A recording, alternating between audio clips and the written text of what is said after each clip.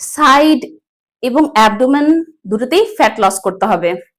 এই ওয়ার্কআউটটা আমরা ঘড়ি ধরে যদি 7 মিনিট করি, আমাদের সাইডও কমে যাবে, লোয়ার এবং আপার অ্যাবডোমেনেরও ফ্যাট কমে যাবে। 1 2 3 4 5 6 7 8 9 10 1 2 3 4 5 6 7 8 9 10 1 2 3 4 5 6 7 8 9 10 1 2 3 4 5 6 7 8 9 10 1 2 3 4 5 6 7 8 9 10 সাইড অ্যাবডোমেন ফ্যাট সব চলে যাবে।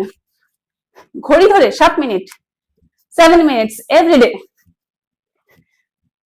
ঘাম প্রচুর ছুটবে, মেদও ঝরবে। এমন আরো ভিডিওর জন্য আমার ফেসবুক পেজকে ফলো করুন ও ইউটিউব চ্যানেলকে সাবস্ক্রাইব করুন।